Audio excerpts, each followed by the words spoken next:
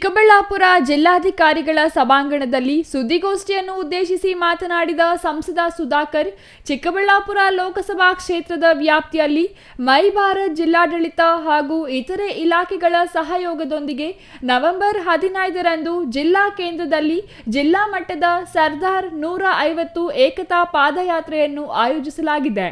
ಈ ಕಾರ್ಯಕ್ರಮದಲ್ಲಿ ಜಿಲ್ಲೆಯ ಸುಮಾರು 2000ಕ್ಕೂ ಹೆಚ್ಚಿನ ಯುವಜನರು ಭಾಗವಹಿಸಲಿದ್ದಾರೆ.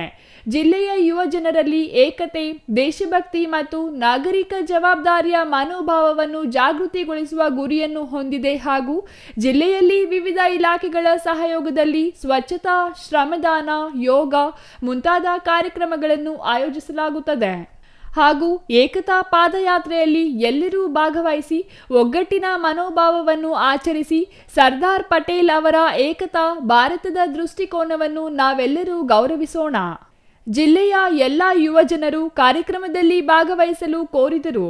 ಜನ್ಮದಿನಾಚರಣೆ ಅಂಗವಾಗಿ ಕೇಂದ್ರ ಸರ್ಕಾರ ಇವತ್ತು ಇಡೀ ಭಾರತದಲ್ಲಿ ಒಂದು ಏಕತಾ ಮನೋಭಾವನೆಯನ್ನು ಮತ್ತು ಯುವಕರಲ್ಲಿ ನಮ್ಮ ರಾಷ್ಟ್ರೀಯ ಹಬ್ಬಗಳನ್ನಿರ್ಬೋದು, ರಾಷ್ಟ್ರೀಯ ನಾಯಕರಿರ್ಬೋದು, ಈ ದೇಶಕ್ಕೆ ಅನೇಕ ರೀತಿಯಲ್ಲಿ ಕೊಡುಗೆಯನ್ನು ಕೊಟ್ಟಿರ್ತಕ್ಕಂಥ ಮಹಾನ್ ಹೋರಾಟಗಾರರನ್ನು ನೆನಪು ಮಾಡಿಕೊಂಡು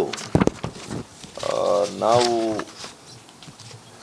ಅವರ ಒಂದು ಸ್ಮರಣೆ ಮಾಡೋದ್ರ ಜೊತೆಗೆ ದೇಶದ ಬಗ್ಗೆ ಅಭಿಮಾನವನ್ನು ವ್ಯಕ್ತಪಡಿಸುವಂಥ ಕಾರ್ಯಕ್ರಮಗಳು ಹೆಚ್ಚು ಮಾಡಬೇಕು ಅಂತ ಆಲೋಚನೆ ಮತ್ತು ಸಂಕಲ್ಪ ಮಾನ್ಯ ಪ್ರಧಾನಮಂತ್ರಿಗಳು ನರೇಂದ್ರ ಮೋದಿಜಿಯವ್ರದ್ದು ಮತ್ತು ನಮ್ಮ ಕೇಂದ್ರ ಸರ್ಕಾರದ್ದಾಗಿದೆ. ಹಾಗಾಗಿ ಈ ನಿಟ್ಟಿನಲ್ಲಿ ಅಕ್ಟೋಬರ್ 6 ಈಗಾಗಲೇ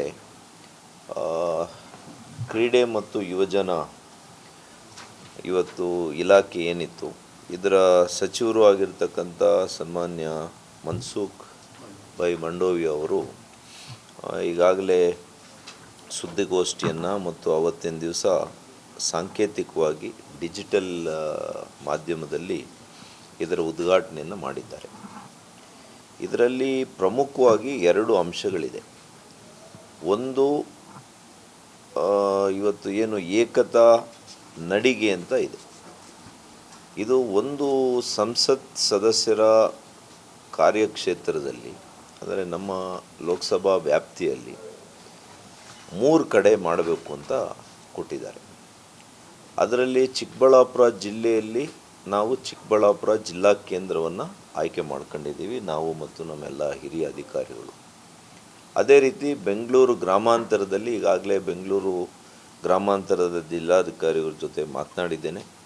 ಬಹುಶಃ ಇವತ್ತು ನಾಳೆ ಅಲ್ಲಿ ಕೂಡ ವಿಶೇಷವಾಗಿ ಒಂದು ಸುದ್ದಿಗೋಷ್ಠಿಯನ್ನು ಇದೇ ರೀತಿಯಲ್ಲಿ ಮಾಡಿ ಅಲ್ಲಿ ಯಾವ ಕ್ಷೇತ್ರಗಳು ಆಯ್ಕೆ ಮಾಡ್ಕೊಳ್ತೀವಿ ಅಂತೇಳಿ ಅದನ್ನು ಕೂಡ ಘೋಷಣೆಯನ್ನು ಮಾಡ್ತೀನಿ. ಇದೇ ಸಂದರ್ಭದಲ್ಲಿ ಜಿಲ್ಲಾಧಿಕಾರಿ ರವೀಂದ್ರ, ಸಿಇಒ ಡಾಕ್ಟರ್ ನವೀನ್ ಭಟ್ ಹಾಗೂ ಜಿಲ್ಲಾ ಎಸ್ಪಿ ಕುಶಾಲ್ ಚೌಕ್ಸೇರವರು ಭಾಗವಹಿಸಿದ್ದರು. Thoudanahalli Ramesh, CTV news, Chikkaballapur.